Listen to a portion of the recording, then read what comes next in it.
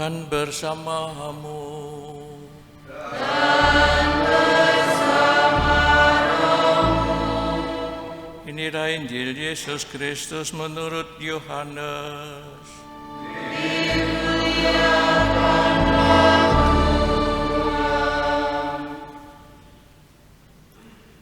Dalam amanat perpisahannya, Yesus berkata kepada murid-muridnya, "Jikalau penghibur yang akan kuutus dari Bapa datang, yaitu Roh kebenaran yang keluar dari Bapa, Ia akan bersaksi tentang aku.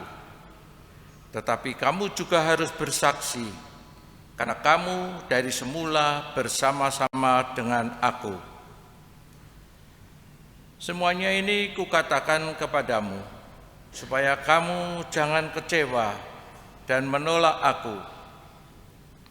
Kamu akan dikucilkan, bahkan akan datang saatnya bahwa setiap orang yang membunuh kamu akan menyangka bahwa ia berbuat bakti bagi Allah. Mereka akan berbuat demikian karena mereka tidak mengenal baik Bapa maupun aku. Tetapi semuanya ini kukatakan kepadamu, supaya apabila datang saatnya, kamu ingat bahwa aku telah mengatakannya kepadamu." Demikianlah sabda Tuhan.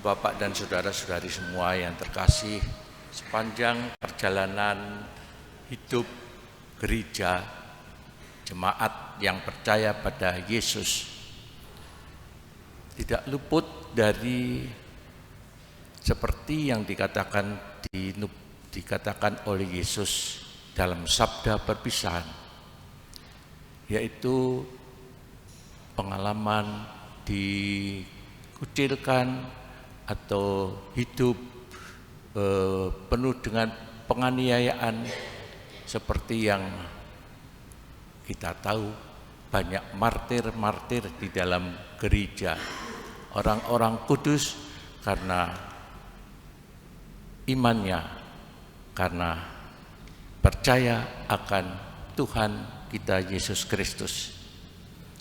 Di mana-mana, dan memang ada yang sampai mati, tetapi juga ada yang tidak sampai harus menyerahkan hidupnya sampai kematian. Itu dikatakan oleh Yesus sebelum dia pergi kepada Bapanya, pulang kembali kepada Bapanya, sebagai sabda perpisahan, yaitu supaya tetap memberikan kesaksian akan Tuhan Yesus Kristus sebagai penyelamat, memberikan kesaksian di dalam kehidupan ini. Dan dalam hal itu akan bisa jadi mengalami penderitaan ataupun juga kematian. Roh Kudus akan diutus untuk memberi kesaksian, menguatkan roh kebenaran itu. Kamu akan dikucilkan, bahkan akan datang saatnya bahwa setiap orang yang membunuh kamu akan menyangka bahwa ia berbuat bakti bagi Allah. Dikatakan sebelum Yesus kembali ke rumah Bapanya, supaya murid-muridnya tahu bahwa bisa jadi akan mengalami seperti itu, supaya tetap teguh iman kepercayaannya. Santo Paulus dalam memberikan kesaksian sampai kemana-mana,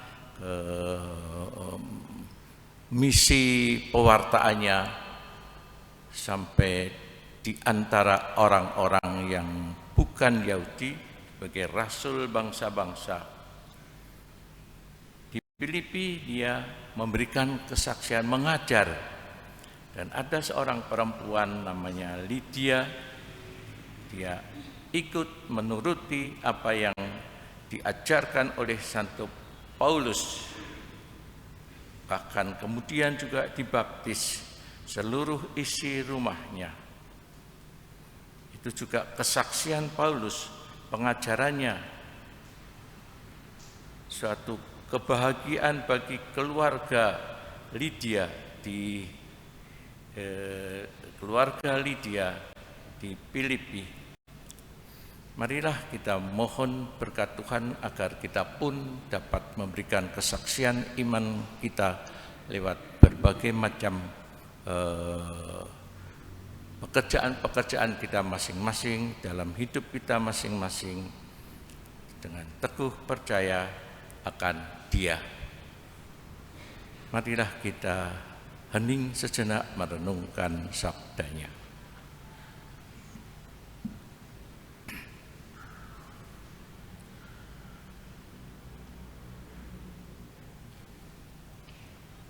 Kemuliaan pada Bapa dan Putra dan Roh Kudus.